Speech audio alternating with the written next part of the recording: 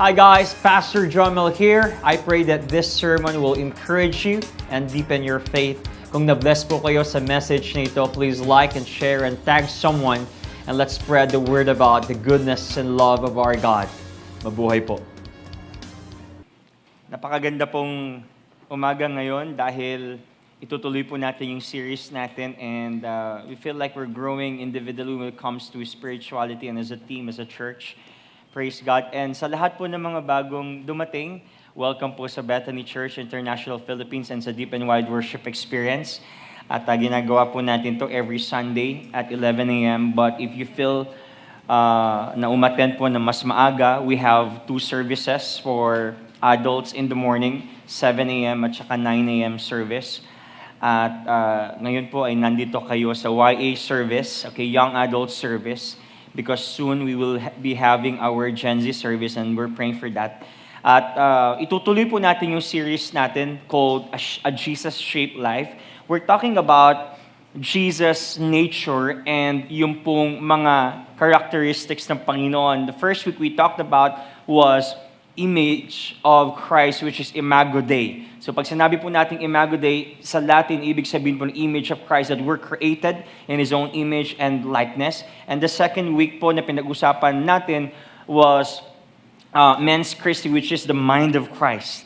Na dahil po kawangis na ni Panginoon at tayo po ay tumanggap sa Panginoon at niligtas tayo ng Panginoon dahil siya'y mabiyaya, ngayon po meron na tayong isip kagaya ng Panginoon. Yung dati nating old habits and old thinking were justified at wala na yon dahil po binago na tayo ng Panginoon. Amen? And then last week we talked about the heart of Christ, the heart of humility, the heart of service, and the heart of the Lord. At ngayon po, nasa second half na tayo ng ating series kasi po this will run for 6 weeks. The first 3 weeks we talked about the nature of Christ, the traits and characteristics of Jesus Christ that we have to imitate. At ngayon po ay pag-uusapan naman natin yung application part. Because I believe Christianity is not just about right thinking. Christianity is also about right feeling about God. So when we feel His presence, when we feel what Jesus has done in our lives, we have to apply it. So in the second half of this series, we'll be talking about the application, okay, ng ating pong pinag-usapan when it comes to image of Christ, mind of Christ, and also yung pong heart of Christ. Now, I want to bring you in this subject, or on this subject, beauty in purity. Beauty in purity. You know, when we talk about purity, this is not just about sexual thing. Kasi pag sinabi po natin purity, madalas nating usapan ay sex, which is God's idea. There's nothing wrong about sex. Ang sex po ay nagiging masama kapag hindi na siya nagagamit sa tama. And pag sinabi natin purity, this is not just about sexual desires. This is also our intention and our motivation. Alright? So for example, pwede kang maging impure by going here with being haughty. By looking down to other people. So pwede tayong mag-attend ng church, at may nakita kang isang tao na hindi maganda yung ginagawa niya and then nilait-lait mo siya at nagkaroon ka ng bad idea about him. So, that is purity or impurities. At ngayon po, pag-uusapan natin is purity. Sabi mo sa katabi mo, purity. Okay? Hold your seat. And wala po tayong patatamaan dito dahil hindi tayo ganun dito, okay? This is for us, this is for me, this is for everybody because no one is exempted because we are all growing and in the process of sanctification, all right? So, kapag itong message na to hits you or hit you, praise God. The Lord is convicting you and the Holy Spirit is moving into your life. We're hearing this message not to be hurt, but to grow. Amen? So, beauty and purity. Now, I think of a legitimate question, Lord, bago ko i-open tong message na to, magandang tanong dito. Kasi purity, Lord, tinanggap na kita, born again na ako, at nagsiserve na ako, nagpipreach na ako, at naglilid na ako. So I think of and created, I think, a legitimate question that we have to ask regarding purity in this message. So, this is the question. Why am I righteous, yet still struggle with sin? If God made us righteous and created us in His image and likeness, why do we still experience impurities and sometimes fail to reflect Christ? Akala ko ba, Pastor, declared na akong righteous? Yes, we're born again. Yes, we're raised from the dead. But the question is, Lord, or Pastor, or leader, declared na akong righteous eh. Pero why I still battle with impurity? Why I still battle with pornography? Why I still battle with fornication, with lust, and with pride, and all this stuff, and it frustrates me. Akala ko ba righteous na ako, Lord? And as we begin this message, this message requires the big picture na pag-usapan po natin, which is salvation. Ano ba ang bagay o ano ba ang tulong ng salvation sa purity ko? Because malaki po ang tulong nun. If you understand your salvation, if you understand what Christ has done in your life, and He forgave you, He gave you mercy, He gave you peace, He gave you grace, and then you accepted Jesus Christ, malaking tulong yon. And also, not just salvation, but also identity. Because we have to know who we are and whose we are. Maganda malaman natin kung sino tayo at kung kanino tayo. And also, we have to talk about the spiritual growth. So, itong message na to ay iikot po sa tatlong yon at sa question na to, at babalik-balikan natin itong question natin. At the end of this preaching, the goal and the purpose of this preaching is this question. We have a legitimate question right now. Why am I righteous yet still struggle with sin? Now, speaking of salvation, maganda po maintindihan natin yung salvation natin. At maaring sa atin po dito narinig na itong mga kataga at mga terms na ito, but for the sake of other people and for us to be refreshed, maganda po maintindihan natin ang salvation natin. I wanna call Gian and Kuya JP as my partner sa aking illustration. Okay, there are 3 stages of salvation. Sino mukhang Jesus sa inyo? Ikaw na lang. Okay, mas matangkad ka. Okay, dito ka kasi dyan, Jesus dyan. Alright, kunwari, ganun ka. Yan, okay. Hanggang matapos yung preaching, ha? Alright. Hindi, biro lang, baba mo na, mga ngawit ka. Alright. I want to illustrate to you the 3 stages of salvation. Gian, mabuti ka, hindi? Hindi ka mabuti. Lahat tayo hindi mabuti. Walang mabuti sa paningin ng Panginoon. Naging mabuti tayo sa mata ng Panginoon dahil sa ginawa ni Kristo sa krus ng Kalbaryo. So if you're not a Christian, even though you're doing good, even though you're generous, even though you're serving the countrymen, even though you're serving other people, without faith, is still not good. Outside our faith is not good. So ang ginawa ng Panginoon, pinadala niya si Kristo at magkaroon tayo ng righteousness. Si Gian, hindi mabuting tao, kagaya ko. Alright? Kagaya nyo, kagaya nating lahat. Ngayon, Gian, dati ang buhay mo crooked. Dati ang buhay mo walang silbi. You're alienated, you don't have any purpose in life. Wala kang ginagawang mabuti. Alright? Kasi nga, you don't have faith. Pero, ang maganda dito dahil namatay si Jesus sa'yo, para sa'yo. Pinatawad ng kasalanan mo, binigyan ka niya ng kakayahan para maniwala sa Kanya at magkaroon ng faith. You are regenerated and you are chosen. Now, nung naniwala ka kay Jesus, okay, nagkaroon po ng tinatawag na justification. Next slide. Justification. Pag sinabi natin justification, this is instantaneous. Dati kang crooked, pero dahil gumalaw ang Holy Spirit sa'yo at pinili ka, nagkaroon ka ng kakayahan maniwala. Ngayon, nagkaroon ng 180 degrees na pagtalikod sa kasalanan. Kaya ngayon, ginustify ni Lord lahat ng kasalanan mo. Okay? So, nakikita ngayon ni ni Jesus, or ni God the Father ay si Jesus sa buhay mo. Even though sometimes we're failing, we're sinning, God sees Jesus in your life because of what Jesus Christ has done. Now, itong justification, sabi dito, therefore, since we have been justified through faith, we have peace with God through our Lord Jesus Christ. Dahil sa ginawa ni Kristo, ligtas ka na, righteous ka na, sa mata ng Diyos. Pero ang tanong, sa mata ba ng tao, mabuti ka na? Hindi pa. So positionally, in the eyes of God, we're already good. We're already righteous. Pero, meron tayong tinatawag na sanctification. Second stage of salvation. This is sanctification. Pag sinabi po natin sanctification, nasa sanctify tayo, nag-grow tayo, nag-i-improve tayo.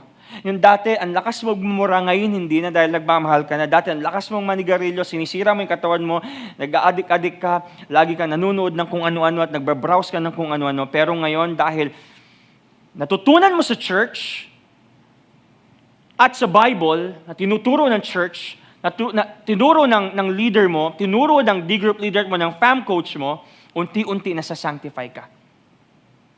Now, bakit kailangan natin ma-sanctify? Kailangan po natin ma-sanctify kasi ang goal natin is maging Christ-like. Hindi maging katulad ng Diyos, okay? Kundi maging Christ-like. Kawangis, because we're created in His own image. Pag sinabi natin image, hindi yung muka, hindi flesh and blood, but the traits, the nature that we're holy, righteous, and we're blessed and favored. Alright? So, tuwing nag-a-attend ka, nagbabasa ka ng Bible, nagpe-pray ka, you are being sanctified. Nagiging holy ka practically. Kaya pansin mo, Gian, dati ang tingin ng tao sa'yo, kolokoy ka. Tama?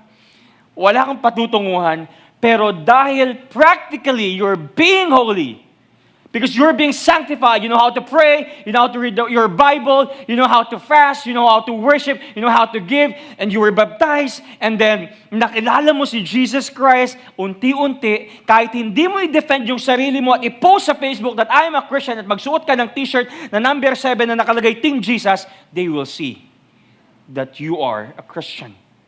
Dahil nasa-sanctify ka.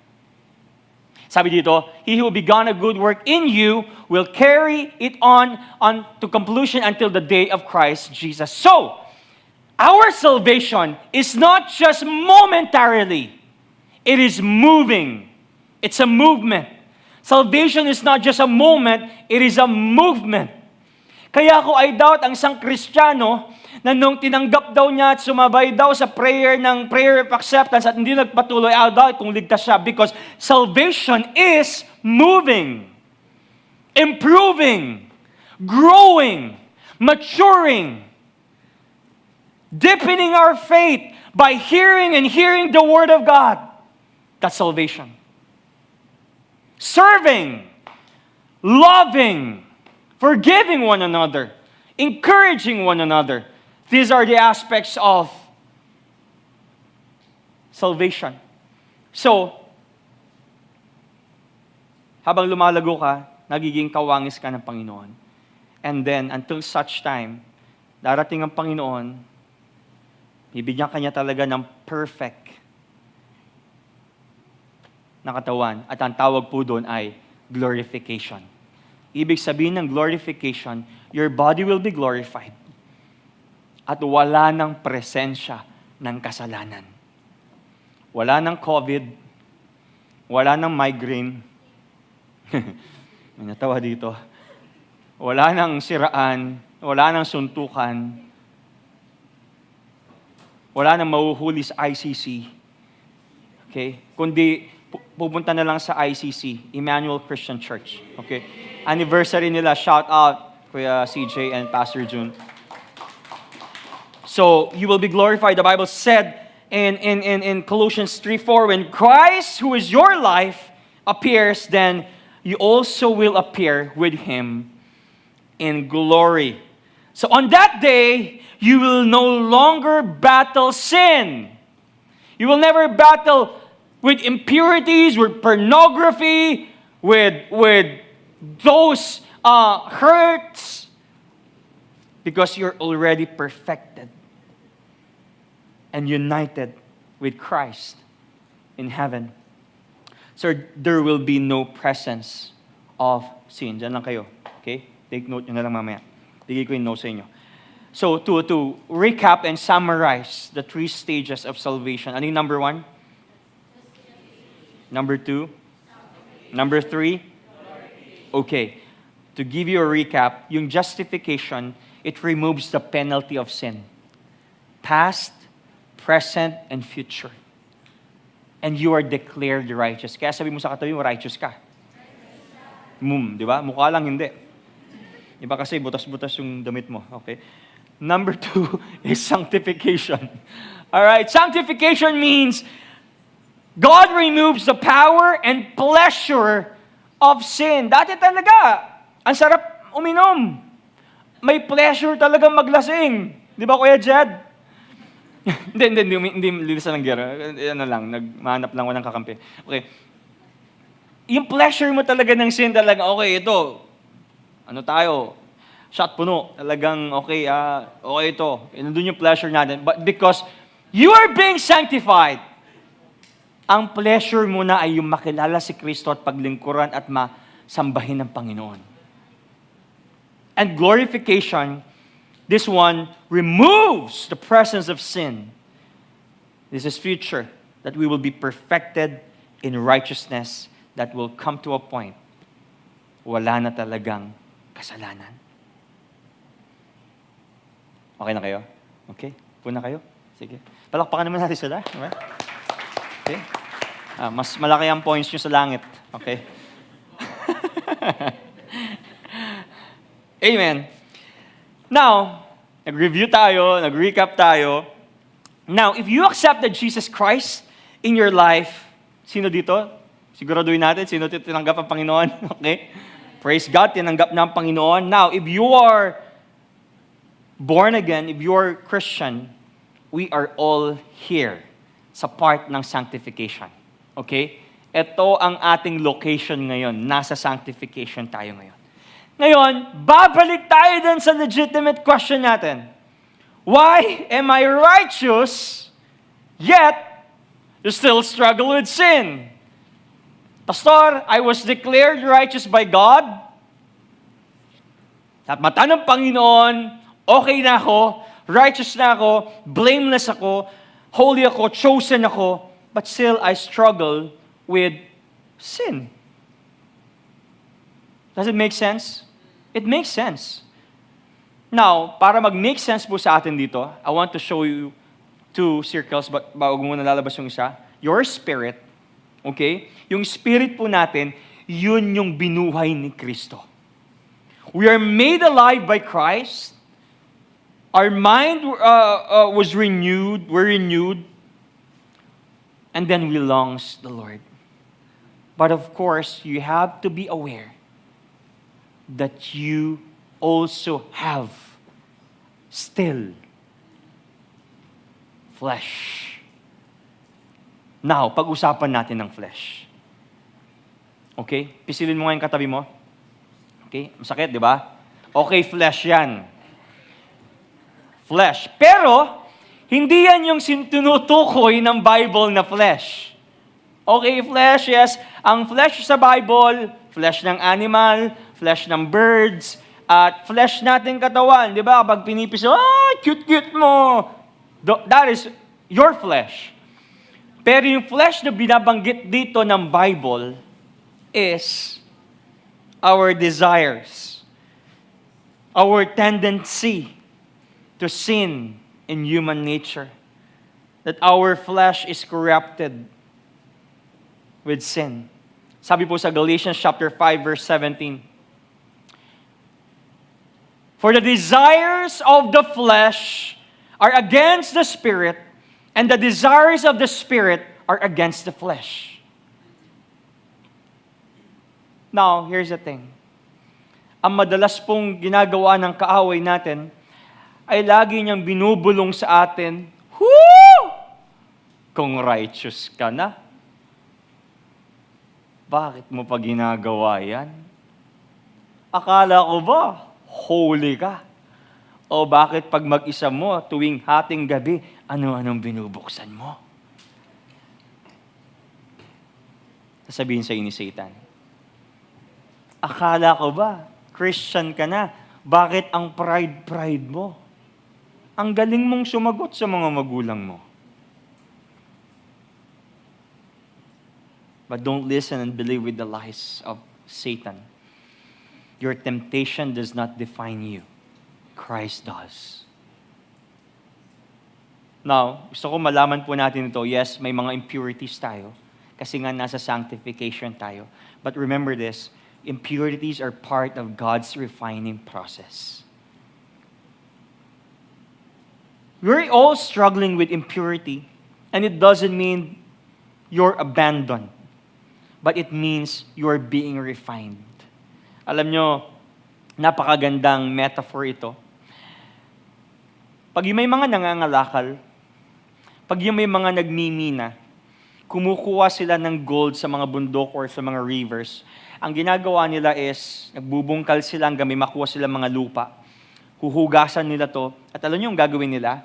Para maging puro at maging 24 karat, yung gold, kailangan dumaan sa furnace, kailangan dumaan sa fire.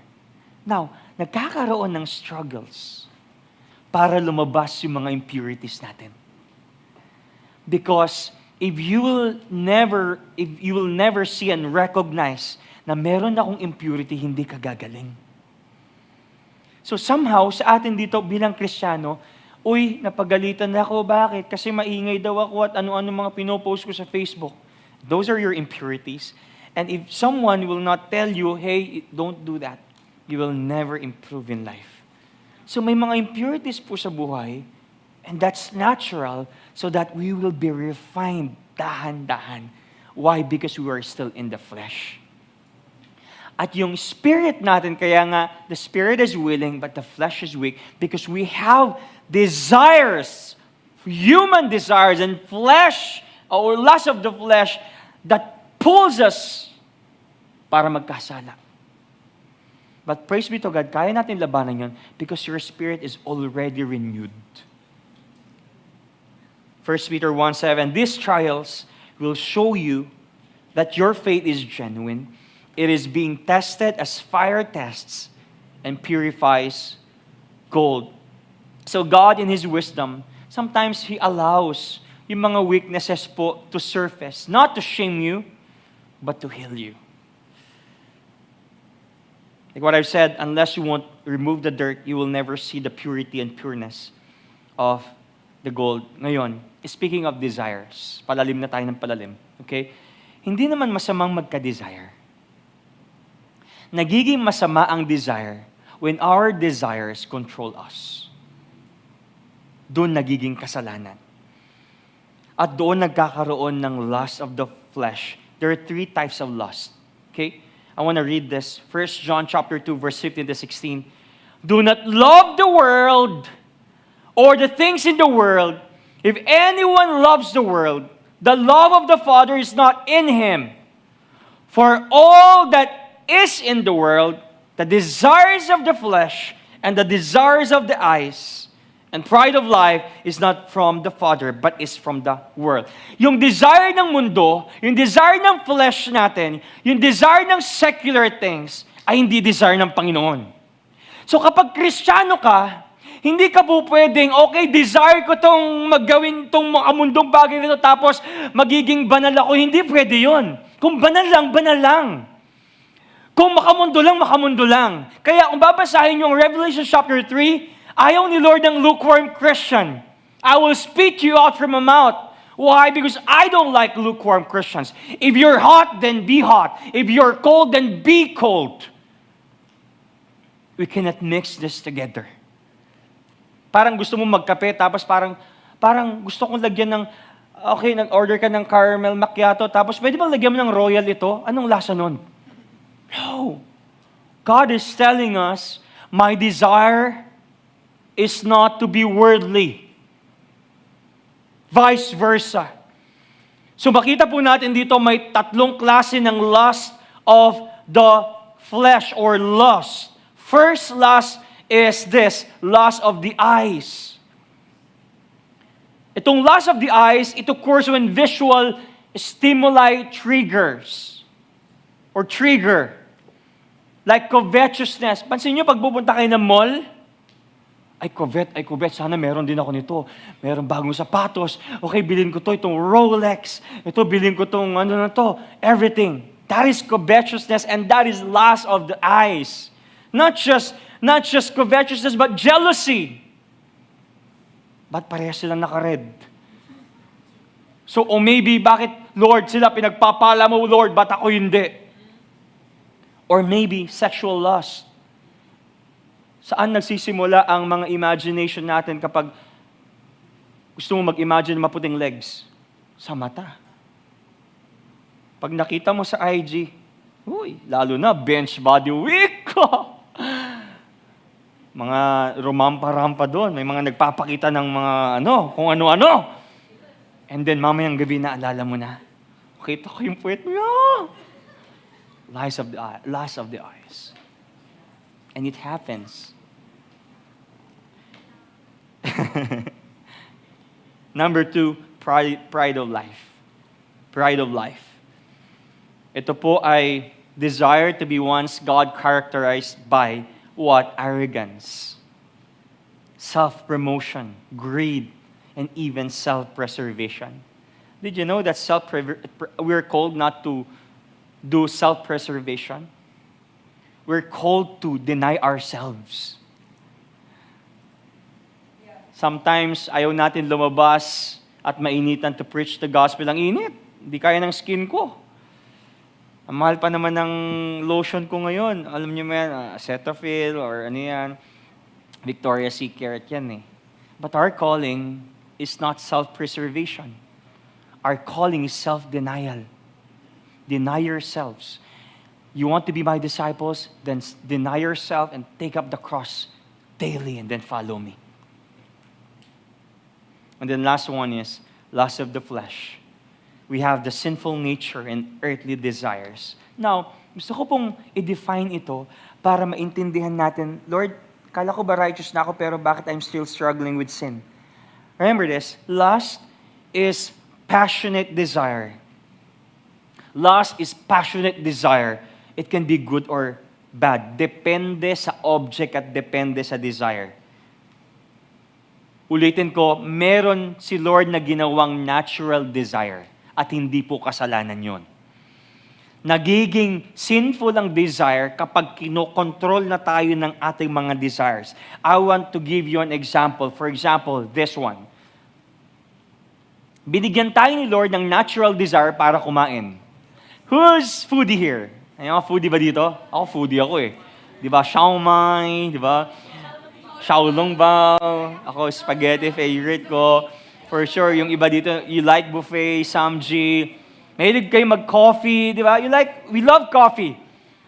Ngayon, masama bang kumain? At mag-desire na, I want to be filled with food. Masama ba yon? Hindi masamang kumain. And God gave us, and God created for us, God created desire to eat. Di ba? Pero, nagiging masama ang natural desire ng pagkain at ang pag-inom ng tubig or ng coffee kapag nag-turn out na itong gluttony. That this one controls us na every time na may makita kang pagkain, iba yung malakas kumain at saka matakaw. Yung malakas kumain, hindi kasalanan yon. Kakakain mo pa lang, pegi ako niyan. Lahat ng makita mo, pinuntahan mo at kinainan mo. Alam niyo, sa styrofoam, tapos na yung ministry food ninyo, tapos nakita mo, walang nagbabantay dito, walang pangalan. Kinuha mo, ang tawag doon, katakawan. And that's what we call gluttony.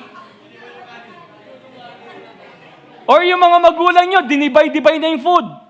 Dinibay-dibay na. Okay, dibay-dibay, kay Gian, kay Aba, kay Glenn. Ngayon, wala si Kuya Glenn at saka si Ava. Tinipingan pa niya. Minsan, ayoko yung alam niyo yung, di ba, pag yung rice, nag-order ka ng 5, ayoko muli akong kumakain kumukuha ng kanin. Kasi pagdating ko sa akin, kalahati na lang yung kanin. Yung tiping-tipingan niya lang gano'n. But really, Hindi masamang kumain, hindi masamang magkape, hindi masamang uminom ng tubig, okay?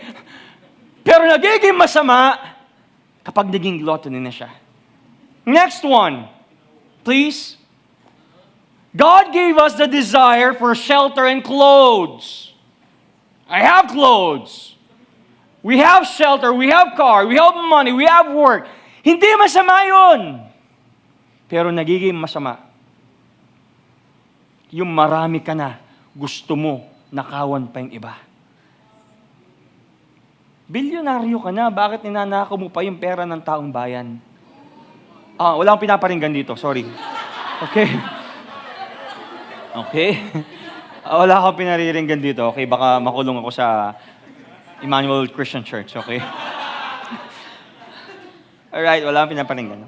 But really, that's what we call greediness.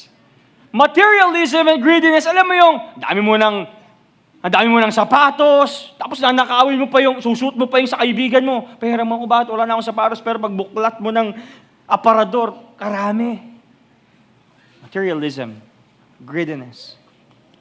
Diyan, nadali si King David. May asawa na. Nakita niya yung si Bathsheba taking a bath. Sino nag-correct sa kanya? Si Nathan. Prophet Nathan. That's what we call greediness. Alam nyo, guys, ang tao, meron tinatawag na unending pursuit of happiness. For example, nag-start ako sa rank and file. Ibig sabihin, trabaho. Okay na ako dito. Pero mamaya-maya, gusto mo na naman ma-promote. Gusto mo maging supervisor. Mamaya-maya, magiging manager. Mamaya magiging assistant director, maging director, maging presidente. Tapos gusto mo pang mas maging mataas doon. Gusto mo na rin maging Diyos. Because man's heart is full of greediness. Number 3, sex and relationships. Nothing wrong about sex. I believe sex with conviction is one of, I think, the best pleasure and gifts with an S, okay, na binigay sa atin ng Panginoon. But ang relationship at ang sex, nagiging lust kapag nagagamit sa hindi pa tama. And if you believe that being married is the secret or the answer for not sinning because we are, having fornication or whatever, it's not. It's not. I can tell you. Kasi pwede ka magpakasal, pero ibang iniisip mo. Pwede ka magpakasal, pero iba ang nasa puso mo. So actually, marriage is not the answer. Marriage is a responsibility and pinagpe-pray yan. Sometimes it becomes sexual perversion. Ano pa? Comfort and rest. Si Lord gusto niya magpahinga tayo. Si Lord nga, minodal niya yung pagpapahinga eh. On the 7th day, God rested. Not because He was tired, but He modeled rest. He wanted us to rest. Walang masamang mag-rest, walang masamang magbakasyon. Hindi masamang pumunta ng Thailand and Vietnam, Korea, Boracay, Paris. Do you want the Paris? So, hindi masama, pero nagiging lust ang pagpapahinga at ng rest when we prioritize ourselves over God's will. Amen. And even in our ministry, alam niyo po ba ang ministry natin, our desire, our natural desire, we must serve the Lord. Next, please. Next. Serve God and people. But nagiging sinful ang desire natin mag-serve kapag kinokontrol na natin ng mga tao. And also, meron tayong selfish ambition. Guys, sundin niyo ako para maging sikat ako. Glory to me. So as our application, mabilis lang po ito. two strategies. I just laid to you and defined the definition and terms. I want to give you two strategies to overcome lust of the flesh. Game? Game na tayo. Number one is we have to ignore tempting thoughts immediately. We have to ignore tempting thoughts immediately. Alam nyo guys, ang battle natin ngayon nasa mind. So, when you think of those thoughts, lustful thoughts, you have to ignore it right away. Why? Because hesitation opens door to temptation. Pag nag-hesitate tayo, madalas doon tayo nahuhulog. Di ba? Pansinin mo. Pag nag-hesitate, oh, pare, shot muna tayo! Magsha-shot ba ako? O hindi? Maaring 50-50 yun eh. 50% mahuhulog ka, 50% hindi. When you hesitate, it opens the door of temptation. Shot muna tayo, pre! Ito, sa'yo na to, tayo mo na to. Parang wala naman tayong pinagsamahan. Sige na. Teka, kasi nahiya ako eh. Pag ganun, ang gawin natin, umalis na tayo agad. Kaya sabi dito, ignore tempting thoughts immediately. The Bible says in James 1:14-15, but each person is tempted when he is lured, ibig sabihin, enticed or persuade, and enticed by his own desire, then desire when it has conceived gives birth to sin, and sin, when it is fully grown, brings forth death. Now, as we read these two verses, may progression ang kasalanan. May progression ang temptation. Okay, umpisahan natin. Sabi dito, it starts with initial evil desire. Doon magsisimula ang temptation. Bigyan ko kayo ng temptation. Sabihin nyo kung kasalanan o to hindi. For example, nag-attend kayo ng church ngayon. Di ba? Ngayon, dyan sa empty seats ninyo, may nakita kayong pitaka. Nakalabas, 3,000 pesos. Sakto nangangailangan ka pang matrikula. At naisip mo, uy, may 3,000 pesos. Wala naman nakakakita dito. Kunin ko na to. Total, para may pangbayad ako sa matrikula ko. Kasalanan yun o hindi? No, it's not. It's just a temptation. Ang kasalanan ay ganito, pag kinuha mo at hindi mo talaga sinuuli. Pero ang temptation is ganito, yung sinabi ko, pero ang gagawin mo, okay, yes, wala akong pang matrikula. Pero kukunin ko to at ibabalik ko to doon sa lost and found. Kasi hindi tama yun at hindi yun purity at hindi yun maganda. Praise God, you just overcame the temptation. May nakita kang 3,000, naisip mo na, kukunin ko to para may pang-matrikula. It's not sin yet. So, nag-uumpisa sa evil desire natin. Ngayon, progression na tayo. May nalulure tayo, na-entice tayo. Alam niyo ba yung banban-niit, yung fish bait? Mga Ilocano, alam niyo yun eh. Pag nagbanban-niit or nag-fish bait ka, di ba yung mga isda, imagine yung isda kayo. Tapos nakita yung uod. Ay, takam na takam yung mga isda dyan. Ngayon, may bait si Satan. Ano yung mga bait niya? Social media. Ano yung mga bait niya? Mga influences. Ang gagawin niya parang bait ng bani-baniit, tapos ikaw yung isda. Ngayon, pag nag-hesitate ka, may chance na kagatin mo. Kaya magandang gawin natin, we have to ignore it. No. Or lampasan mo lang. And praise God, na pagtagumpayan mo ang temptation. Immediate rejection is very crucial. Kaya, remember si Joseph? Joseph. Anong ginawa niya? Tingnan niyo sa Genesis 39, 11, 12. But one day, when he went into the house to do his work, mag-work lang naman ako eh. And none of the men of the house, walang tao sa bahay, was there in the house, she caught him by his garment, saying, this is Miss Potiphar. Type niya si Joseph, ang gwapo. Balbasan talagang, macho. At sabi ni Potiphar sa kanya, lie with me.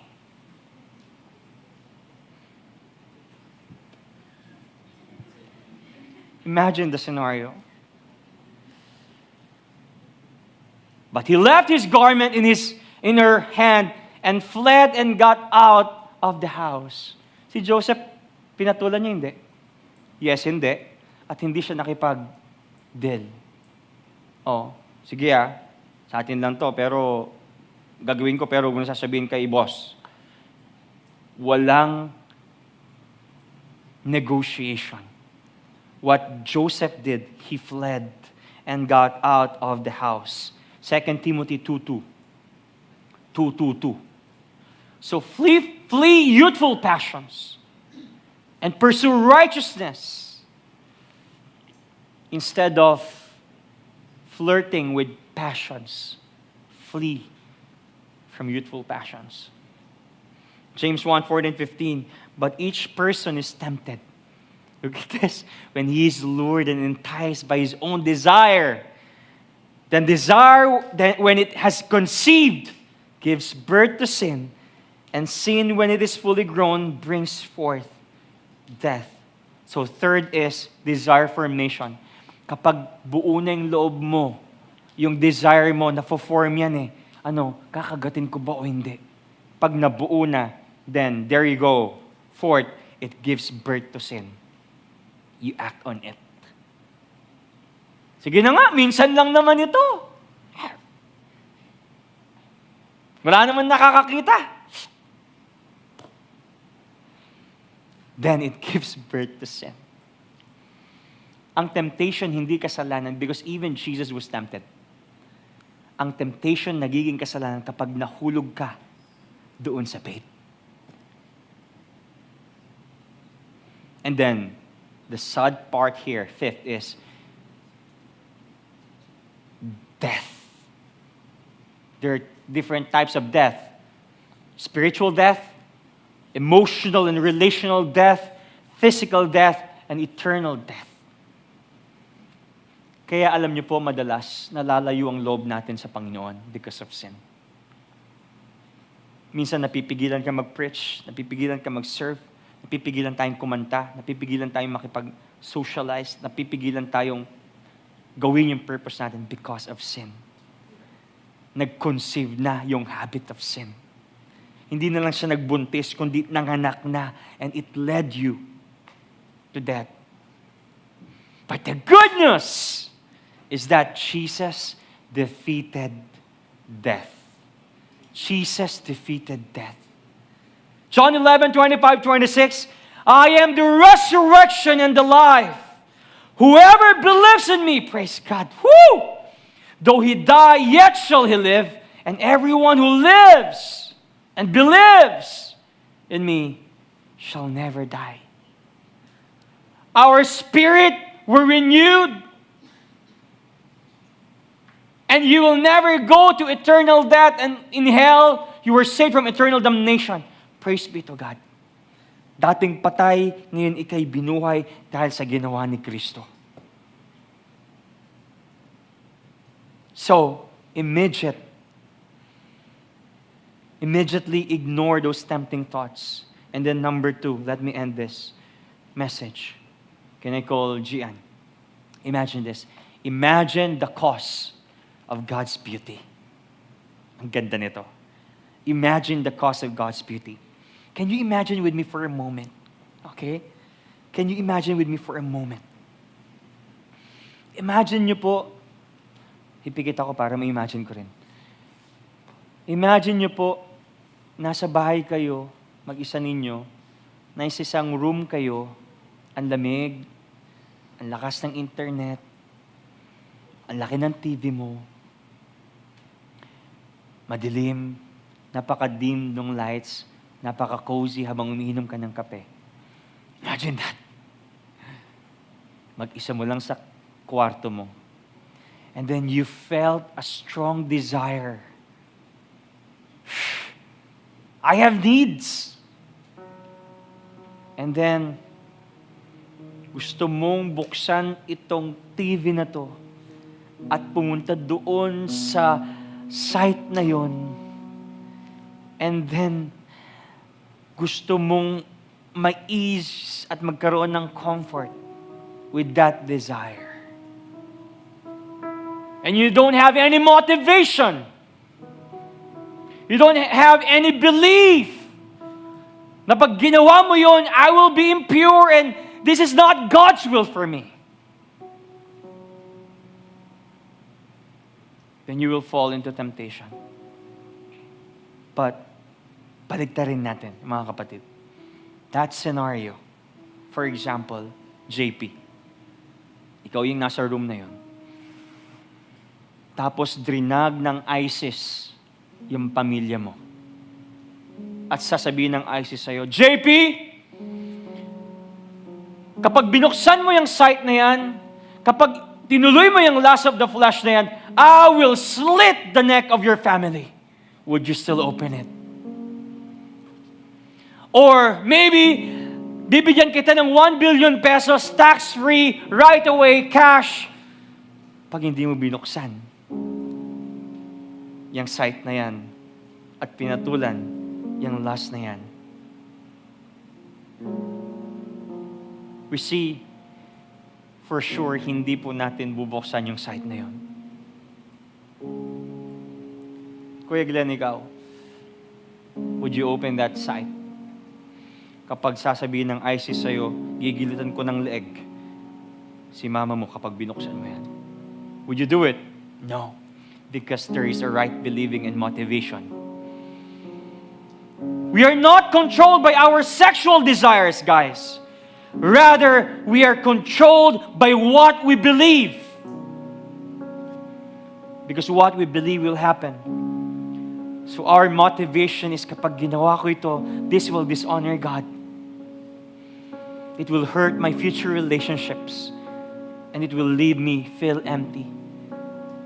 And this would separate me with my relationship with God. Because I value closeness. That is our motivation. So we need self-control. We need self-control.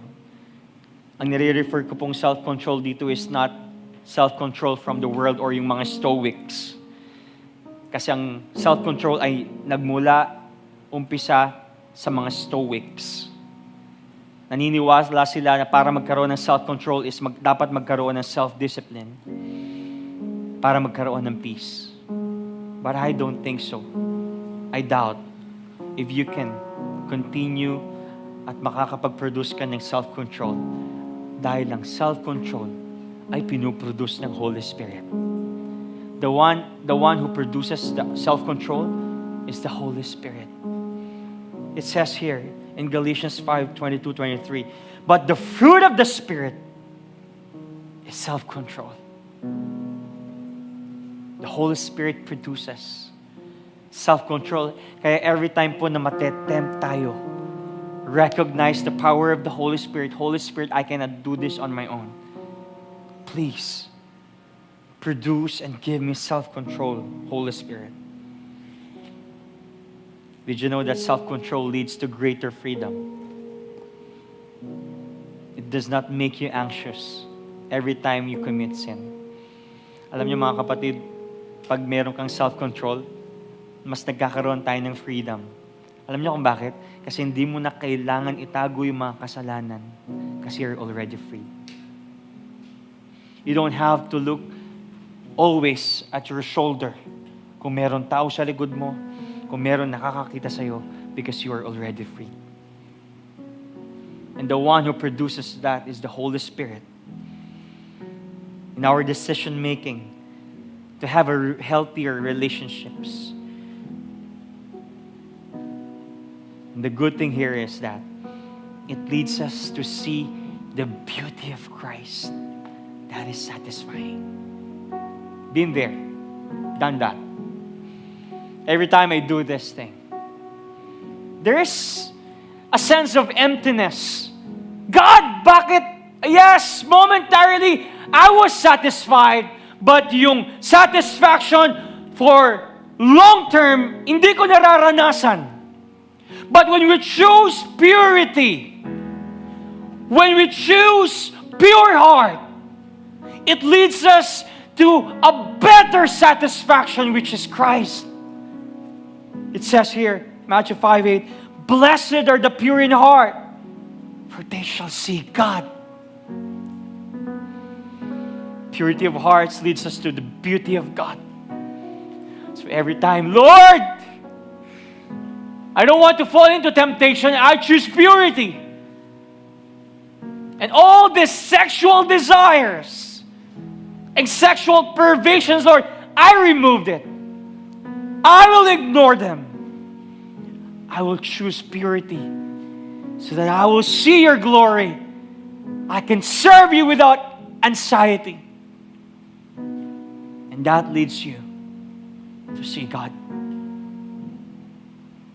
You know, the satisfying beauty of Christ can be lost, to lost or enjoyed forever with a pure heart. Alam niyo po, napipigilan kasi yung pagkita natin sa Panginoon kasi masyado tayong nakafocus sa beauty ng mga makamundong bagay. That instead of seeing Jesus, you are seeing the lust of the world. So you're not seeing God. And going back to ISIS and 1 billion pesos. Did you know that stakes can be higher than this? Dahil ang usapan dito ay yung mukha ng Panginoon. Dahil yung mukha ng Panginoon is priceless. That when you see the glory of God, when you see His face, when you see His glorious, majestic power and nature and traits, that satisfies us. David said in Psalm 27:8, my heart says of you, seek His face. Your face, Lord, I will seek. This is a strong metaphor. Sinasabi ni David, Lord, I want to see your face. Not literally, but I long your presence. I want to see you. I want to see your glory. I want to see your power.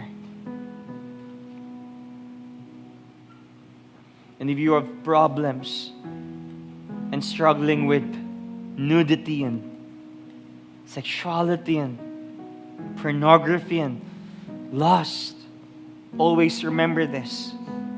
Fight nudity in your mind with Christ's misery on the cross.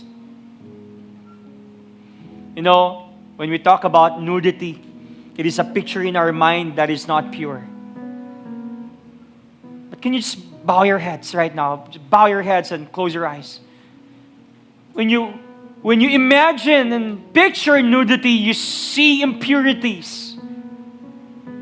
But Lord, how can I battle? How can I defeat with this battle of impurities in my mind, in my imagination? Just imagine the misery of Christ on the cross. That every time you do such a thing, God is telling you, son, I love you. Son, I love you. And every time you do this lustful thoughts and lustful desires, para mong tinutusok si Lord doon sa kanyang tagiliran. At pinapako si Lord sa kanyang kamay at sa kanyang paa. Jesus says and tells you, son, daughter, I died on the cross for you to be pure. And when you think of those instances that God sent Jesus for me so that I will be pure, then you can fight and defeat that struggle of sin with lust, those impurities. So every time you have that desire, you have that eagerness and passion, think of what Christ has done in your life. You no longer live. I no longer live doon sa old ways ko. But I live in Christ. So every time you are struggling with that scenario and sin, Lord, I pray. Give me purity. And it says here in Psalm 19:14, and this can be your prayer. May the words of my mouth and the meditation of my heart be pleasing to you, O Lord, my rock and my redeemer. Can I invite everybody to please rise?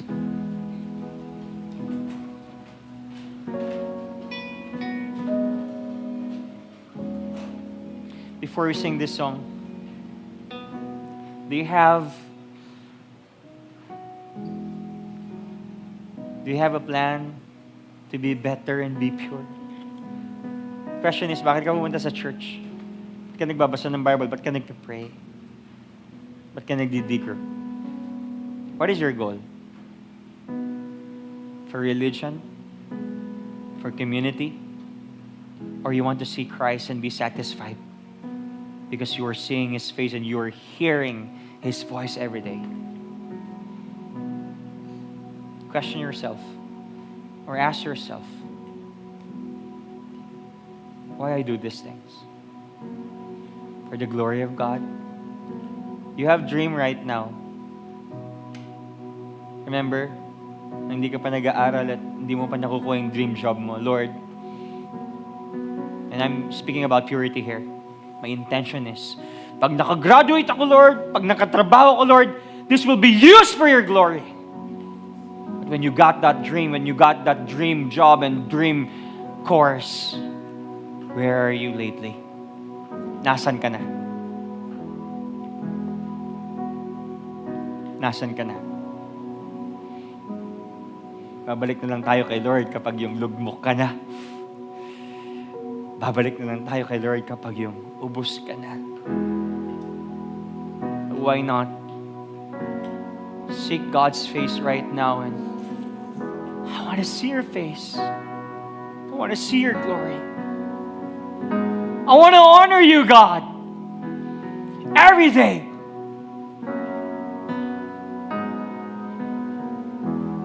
Every time I commit the sin, this makes me anxious. Pero sa Panginoon may kapayapaan. You're longing for those loves and relationships.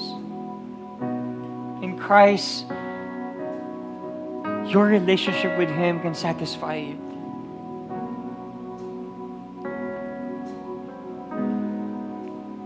So can you just talk with God right now? What is your motivation of being in that job, in that workplace, in that university? What is your motivation? Para yumaman? At sasabihin ko sa kanila, eto na ako ngayon. What an impure motivation. I want to buy this stuff. I want to buy a house. I want to buy cars. So that people would see, well, successful ako. What an impure motivation. I want to succeed in life. I want to have this title. I want to be a doctor. I want to have PhD. I want to have master's degree. For what? So that people will recognize your quote and unquote effort. What an impure motivation. But right now, what is your motivation? Lord, I just want to seek your face. Bless my heart with purity. Bless my heart. Bless my heart. I want to see God. I want to see you every day. I want to hear your voice. And that makes me satisfied. That makes me fulfilled and whole. And you see the richness of His glory. And you see the richness of His word. What is your motivation? Come on. these words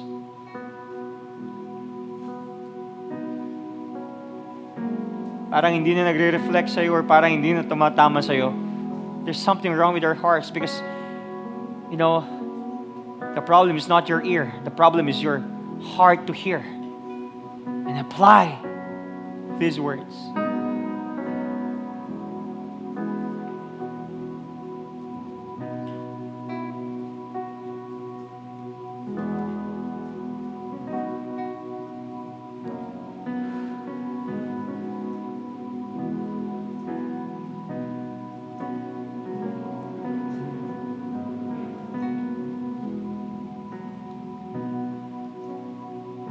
So sing this song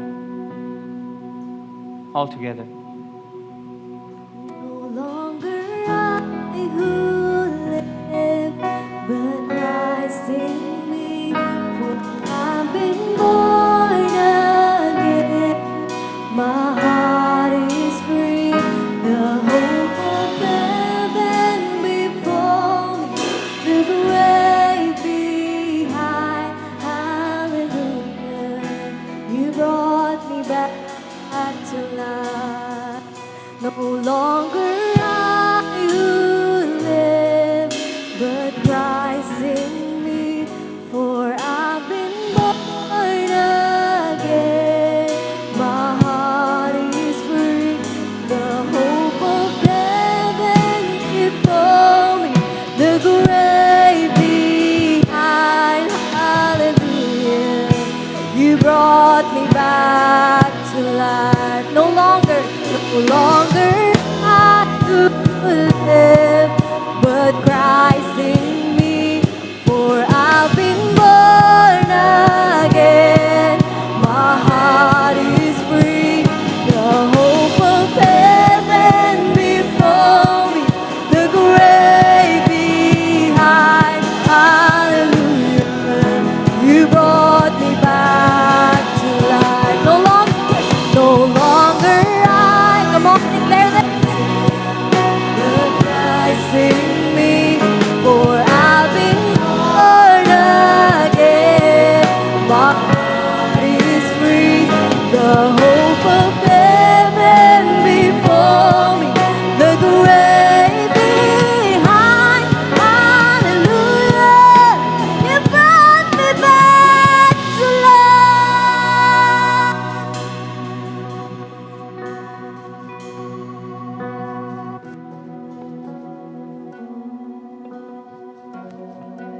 Hallelujah. Can you grab a partner before we end this service? Can you grab a partner and pray for him, pray for her? Intentionally pray for purity, the motivation of the heart, the intention of our eyes, our natural desires. Come on, pray for them. I need your prayers, guys. This church needs our prayers. Pray for me as well. Oh Lord, I pray for purity for this church. That we will have that pure heart so that we will see you face to face, God. That we will intentionally, deliberately, long sa iyong mukha, Panginoon. Oh God. In Jesus' name. Come on, declare. Declare something. Change. Change is coming. God can change everything. God can change anything. And God can change anyone. Yes, Lord. We're too small para kami baguhan niyo, Panginoon. We have a big God who is pure enough and that doesn't change, Lord. Make our intentions great for your glory, to love you and to love other people, Panginoon. That every day we will be reminded of your glory, of how you saved us.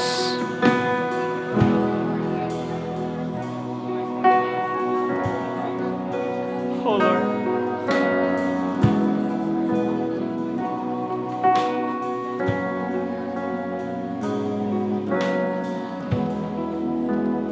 want to pray for groups of people right now. I'm not seeing you, but God sees you, right? I know somebody here is sexually abused, sexually molested, or you're longing for that.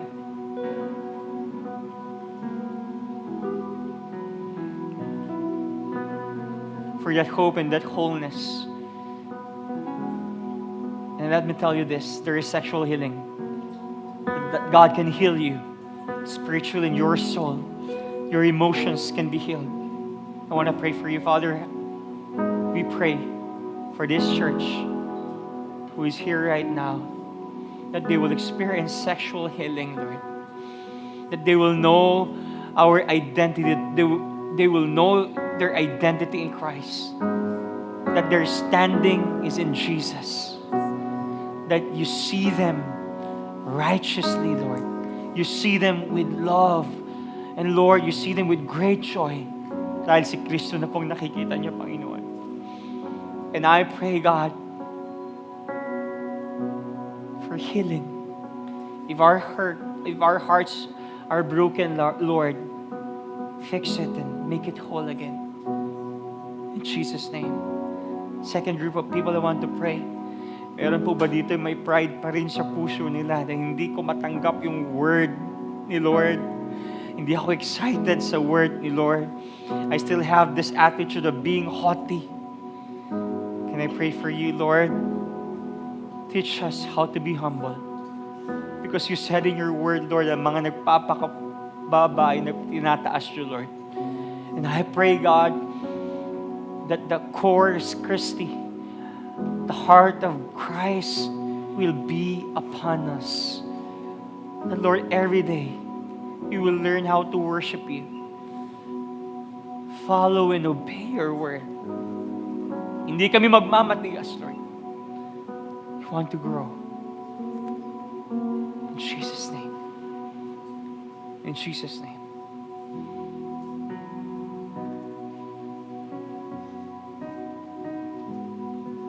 I can sense some of you here are still in pain and longing for purity. But can you just accept God's word and healing right now? I don't know you, but God knows you. He restores the broken hearts, brokenhearted. He restores the soul, our minds. If you're confused with your identity right now, remember this, that your identity is in Christ. You have His nature. You have His joy. You have His deliverance. In Jesus' name.